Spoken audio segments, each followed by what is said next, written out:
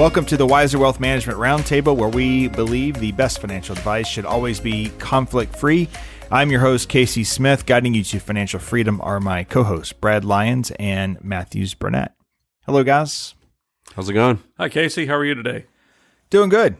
Today's podcast is about saving for college, maybe a little paying for college as well. When I went to school a long time ago, Berry College up in Rome, Georgia, it was $15,000 a year. That was 96 to 2000. Tuition now is $50,000. It's a pretty big jump, $50,000 per year. Now, most students don't pay the 50. Berry has one of the largest endowments and is able to get that cost of tuition. I think the average student pays around $28,000, $29,000. But you look at out-of-state fee, no financial aid or merit or anything like that for Auburn, about $50,000 a year. Like I said before, my brother going out of state to Auburn, and then I stay in state at UGA, so it's a significant difference in those for sure. But who had the better education? This guy. Yeah, so let's just kind of get into the topic here. Cost of college, something that's very hard to save for. One, because you should be saving, you should have an emergency reserve fund before you save for college. You should have money going into your retirement accounts before you save for college. And then you finally get to where you can save for college and you realize that the tuition's going up nationally at 6% per year. And if you invested 100% in stocks, you'd hope for an 8% rate of return over a 18-year period. But that's not reality because you have to put the brakes on the risk before college starts.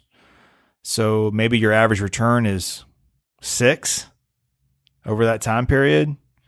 So really every dollar you're putting in, you're just keeping up with inflation. So it takes a lot to save. And it's very difficult, as you mentioned, to save for college. It's right during our family formation years. Kids are young, trying to put away some money for a future event that may be 16, 18 years or more out there. It's not unusual that a lot of parents find themselves in a situation that when it's time to go to college, they're lurking every place they can find dollars to pay for college. And hopefully we can talk a little bit about that today and ways to do this in a most efficient manner. For the class of 2019, actually, about 70% of students took out loans and graduated with a debt of almost $30,000, with about 14% of their parents taking out a loan that was almost the same, about $28,000 in Parent Plus loans. So there's a lot of people out here that this affects, and planning for it is pretty important. Because of that 6% inflation rate for college costs, a child born today, in order for them to go to in-state four-year school, it would cost almost $260,000. So that's a lot of money if you haven't been planning accordingly. Absolutely. Let's just transition right into ways to save. 3 things come to my mind right away: 529 plans, Coverdell plan, and just putting it into what we call minor accounts, whether it be savings or a brokerage minor account. 529 plans work. They're a little more, I think, harder to understand for a lot of people. It really breaks down to be fairly simple. There's an account owner. So you, the parent, could be the account owner. You then have a beneficiary, which would be your child. So you should have a 529 plan if you go this route for each child, with that child being the beneficiary of their own plan, obviously.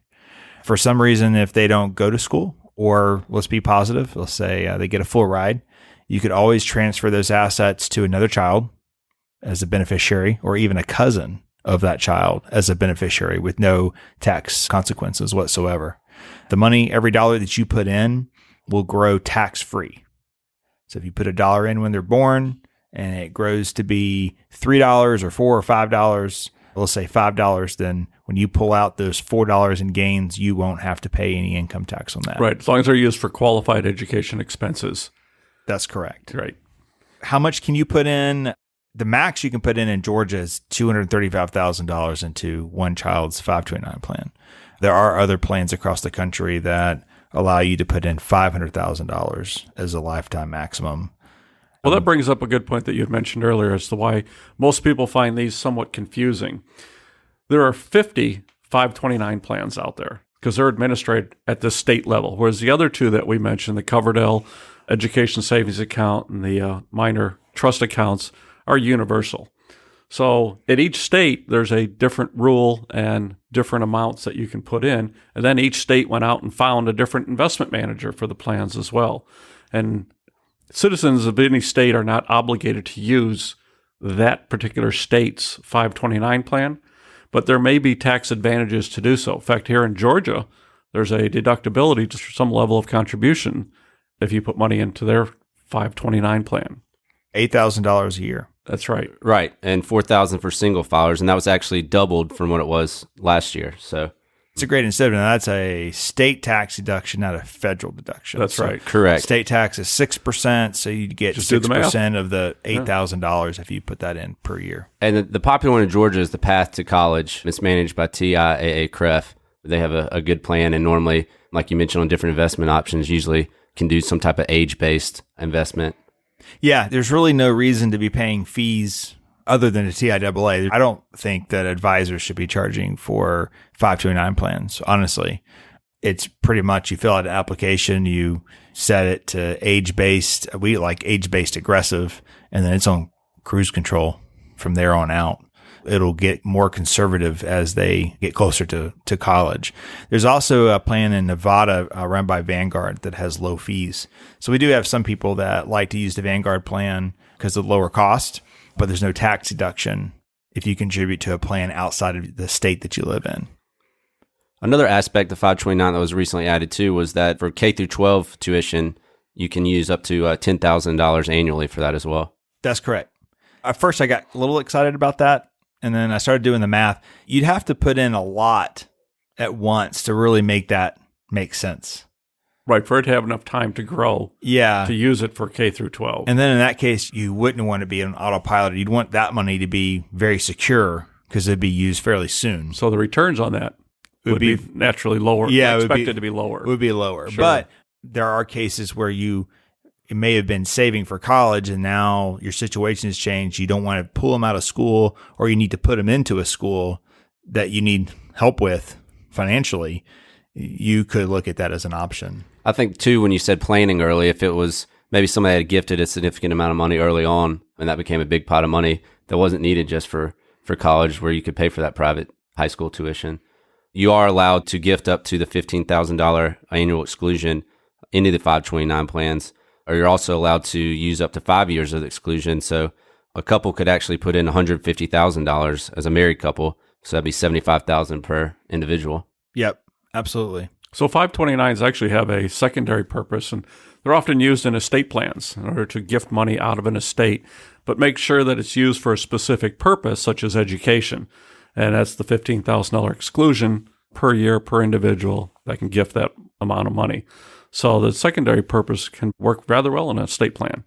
So to help save some issues, which we'll talk about later down the road, we think it's best to have the parent be the owner and then the child the beneficiary for 529 plans. In most circumstances, that would probably be yes. Yeah. Okay, well, let's transition to Coverdell's.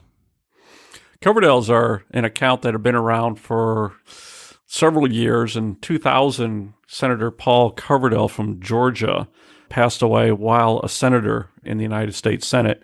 And Congress voted to change what was called the Education Savings Account to the Coverdell account, Coverdell Education Savings Account. He was known as the education senator, and that is now his legacy. In a Coverdell Education Savings Account, you can contribute up to $2,000 per year per individual. Donee, I should say. Recipient. And that money can be used for K through 12 or for higher education, and it can remain in the account up until the beneficiary or that money is age 30, at which time it must be withdrawn. It also has the flexibility to be transferred to another individual, I believe, in the event that not all the money is used by the age 30 for the original recipient. That money can be invested and it can grow, hopefully, in order to pay off those costs sometime in the future for education purposes. I think that another differentiating factor from the 529, there's actually an income limit. So for a married couple, it's $220,000, or for single filers, $110,000, where you would no longer be able to contribute to the ESA. as well as the contributions aren't deductible. So those are kind of some of the differences with the 529. ESA meaning also Coverdell. Coverdell Education Savings Account. Correct. Yeah, that's a good point. All right, so another way to save, I've seen a few people do this, is just transferring money into an account that's in the minor's name. You're the trustee until they turn of age, which is 18 in most states. Probably not the best way to save for college. Probably not. It's probably not the way that you want to put large sums of money away into this type of account, because at age 18, the beneficiary has legal access to that money. And at age 21, that money comes out of that account, out of that trust arrangement, and goes directly into the name of the recipient. So it's a great account for putting birthday money into, or money as children earn mowing lawns or taking the garbage out for neighbors or other things like that. And just it gives them a little spending money. But I don't know that putting large sums of money away in this type of account is the best arrangement. And after all, we are talking, as Matthew said, hundreds of thousands of dollars going forward to pay for college education. Right. And you don't get any tax deferral. You're going to pay tax as That's a great point. As it's earned through capital gains or income. Also, too, just to jump ahead a little bit is on the financial aid part, 20% of a child's assets are going to be counted toward their financial aid need. And really, for parents, is 5.64%. So having any significant assets in the child's name is probably not the best if you think you qualify for aid in the future. Right. I mean, after all, money in the child's name is expected to be used for college. That is the whole point. Right. Okay, so we have got 529 covered, Coverdell, and the minor account. So let's talk about how do we pay for college? There are a couple of ways we can start. Let's just start in the same order. The 529 plan. We have 3 different withdrawals that fall under the 529 plans. One is qualified withdrawals. So we already talked about you can spend $10,000 per year for K-12 public, private, or religious school. Traditionally, we're talking about paying for college. So obviously tuition is covered. You can get expenses or fees related to college, books, supplies, equipment required for the participation of the beneficiary, even in an apprenticeship, can be covered. The college tuition, room and board, books, supplies, equipment required for enrollment and attendance, like computers, related technology, internet access fees, software, printers, used primarily by the beneficiary, of course, are all eligible for qualified education expenses. So when you pull money out of the 529, it will not be taxed if it's covering those items. Then we have taxable withdrawals. So if, let's say your child goes to school, you've got $100,000 in your 529, the 529 has more than you need. You had some grants or there was a full ride possibly. You can pull out a taxable withdrawal and you will pay income tax on the gains of the account, but you will not be subject to the 10% penalty because the child had received full or partial scholarships or attended a military academy. That's a taxable withdrawal. What you want to avoid is non-qualified withdrawals. So a non-qualified withdrawal means that you wrote a check for college and then, or maybe your child didn't go to college and you decided to remodel your kitchen and you pulled all the money out of their child's 529 plan. That's a non-qualified withdrawal. So you're going to pay income tax plus a 10% federal tax on the earnings from the 529 plan. So paying for college, we have qualified, taxable, non-qualified withdrawals. Then you transition into another category, and that's who owns the account is very important for 529 plans.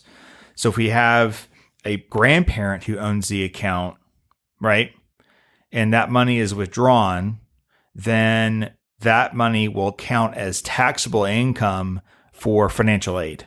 Or I should say non-taxable income for financial aid. Right. There's no tax being paid. There's no tax being paid, but it's calculated into the calculation. Into the calculations, yeah. Correct. So if you think you qualify for financial aid, then a grandparent owning a 529 plan would probably not be the best way to do that. You're looking at nearly 50% of the kids or the child's income. So, for instance, if $20,000 was withdrawn, then $10,000 will be considered income for the child when they apply for financial aid. They'll have to report that $10,000 worth of income, which would reduce their financial aid. I think it's important to actually explain, though, what the financial aid forms are based off of. They're based on the expected family contribution, and then that's subtracted out of the cost of college tuition. You kind of mentioned earlier about the percentage that's included of those assets. 47% of the parents' income can be included, while only 5.64% of their investments are included in that. And that includes 529 assets, which are included, but other things like home and retirement accounts are not included as an asset for that calculation. So what that tells me is you want your child to own very little assets, but if your income is high regardless, there's probably very little financial aid that you're actually applying for. It's definitely based on income, for sure. Yeah.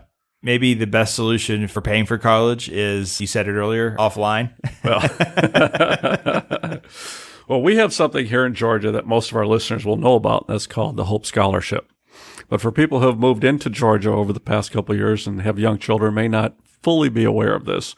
But our Georgia lottery system funds a scholarship program for students here in Georgia if they attend a school in Georgia. It's called the Hope Scholarship. And on top of that, there's something called the Zell Miller Scholarship, which was named after a governor and a U.S. senator from the state of Georgia. The Hope Scholarship will pay up to about half the tuition for college here in Georgia. The Zell Miller Scholarship pays 100% of a student's tuition here in Georgia. You qualify that through your grade point average and through testing with the SAT, for example. And there are different limits, and they may change from time to time. So one of the best things you can do here in Georgia is to make sure that student does their homework, studies hard, qualifies for the Hope Scholarship, takes something that's called AP, or Advanced Placement classes, which qualify for college credit as well. So there's several non-financial ways to pay for college here in Georgia that may not be available in other states. So I think we're very fortunate here. So you said earlier Hope would cover 50% of tuition. 50% of tuition. And Zell covers how much? 100% of tuition. Now that still leaves... Study hard. Study hard. Still leaves your fees and room and board. Which can be well over $10,000 per year. It certainly can. And then once you get in school, you have to maintain that. Yeah, you maintain Sometimes that that's the harder GPAs. part, is maintaining that freshman year. That's great incentive. Right. So that's kind of covers or opens the doors for other things too. I mean, there's also grants.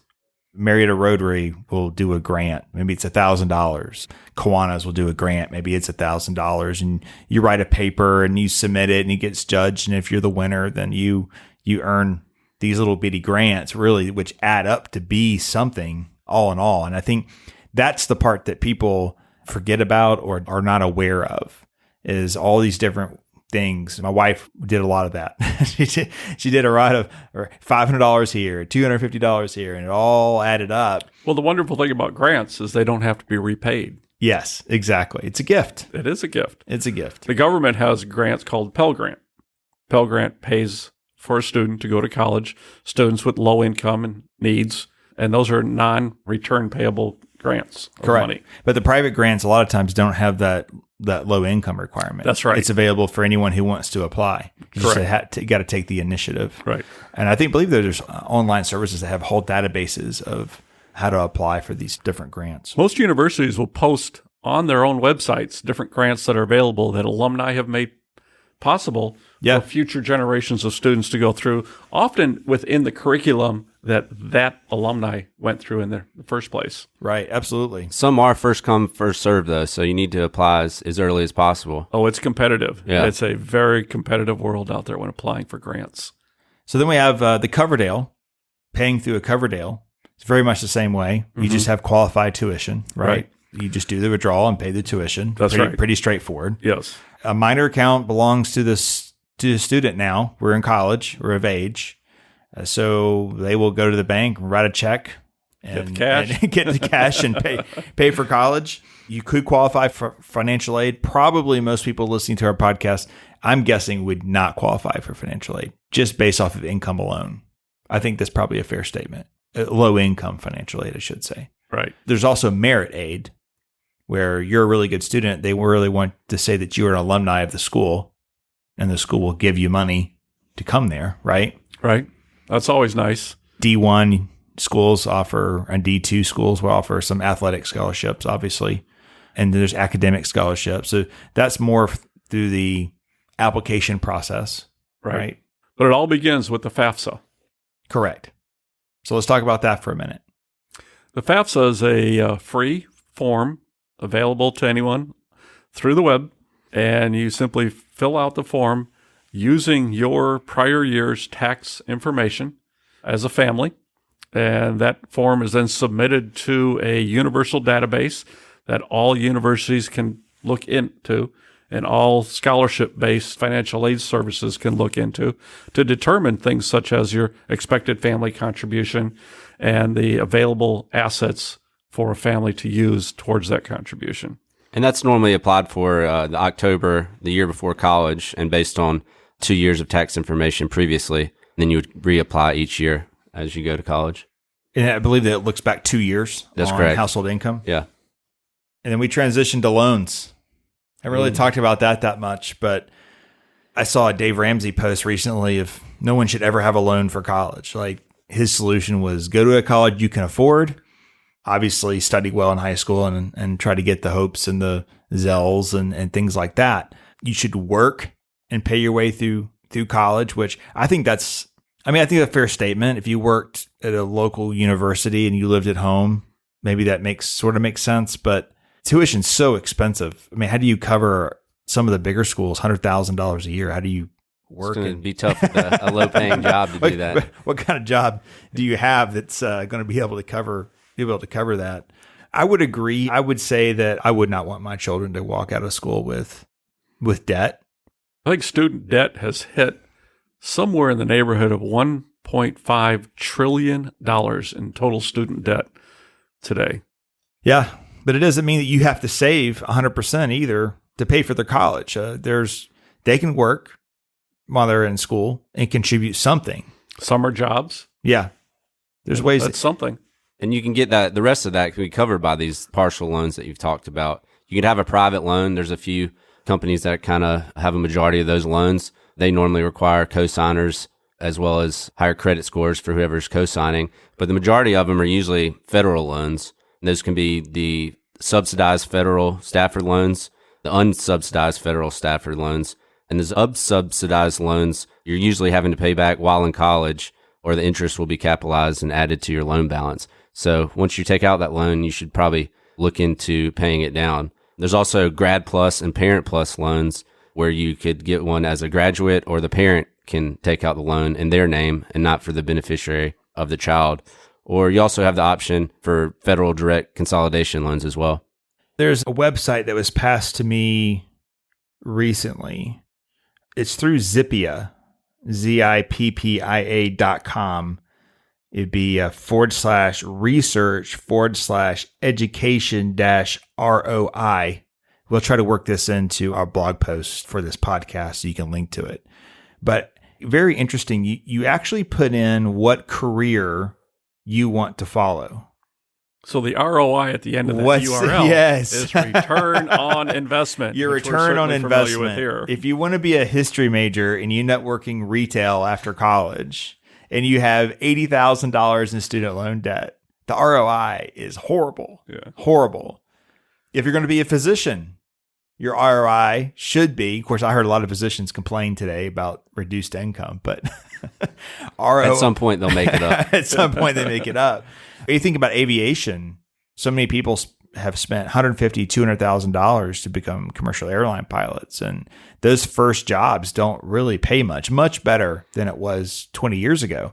But a $150,000 loan with a $20,000 to $40,000 a year first year pay doesn't make a whole lot of sense, right? There's another way you can for aviation without those expensive loans.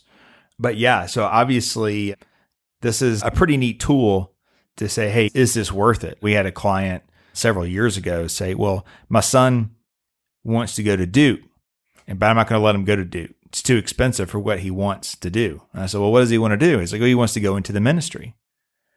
Well, why would I spend $100,000 for a 4-year degree and he's going to go to be a minister? He already got into UGA and he's on full scholarship, right? You had the Zell. Why wouldn't we just do UGA? That makes a lot more sense. So his ROI would be much higher on a UGA path versus a Duke path, right? It's kind of an interesting website to kind of run around. I don't know the people here at all. Again, it was just something that was, I think one of their people reached out to us and said, hey, we've put this together. We love your feedback. And it makes sense. Let's calculate it. Now, a lot of my friends in college probably didn't know what they wanted to do. They were going to college because they're supposed to go to college, but hadn't quite figured out the path. So it's a little harder. Something else, another technique that I've seen people do, you go to a local community college for 2 years because you couldn't get into UGA. You got denied. But you go and do the community college, you get good grades, you can just transfer right in. No one ever talks about that. Still get that diploma from you there. still get I diploma. was just going to say that, it says Matthew. In the UGA. end, your diploma says University of That's right. Georgia. Right. Exactly. That's a whole nother angle. Yeah, you kind of miss out maybe a little bit on the freshman life, but I think that's probably a little overrated anyway. You don't have the debt because that community college is going to be thousands of dollars, not 25,000 or 100,000. It starts affecting your life. Bankrate did a survey that nearly a third of student loan borrowers are delaying saving for retirement because of those payments. And then that starts affecting not being able to buy a home, a mortgage, starting families later. So this is kind of having a trickle down effect into kind of how couples and individuals are operating and trying to start their lives now. For a family starting off, this is a huge burden for them. It is. Absolutely. Big Some of these delay in loan home repayment- purchasing. Some of these loan repayment plans stretch out for 20 years or more. Yeah. And that's a lot of interest that you're paying over those years. So you got to make sure that the degree that you're getting or any loan that you're taking is certainly worth it. As far as going back to where we started with saving for college, I think each child is different. You don't have to save the same amount for each child, especially once you kind of know the direction you think they'll go in. You don't have to pay for all of it. Maybe you pay for half of it. It's all over the map on which each family decides on how they're going to cover it. We have clients that say, hey, I figured it out on my own. My parents didn't pay for anything. That's what my kids are going to do. And that's not wrong either. But it was probably a third of what it is now. That's very true. Big difference in 50 grand and 250 grand. I think we've hit our limit on time for today. We could dive deeply into any of these topics as we do with clients on an individual basis. We'd be sitting here for hours and probably people would tune us out eventually. But anyway, all right. Thanks for your time, guys. And I look forward to the next chat. Appreciate it. Thanks.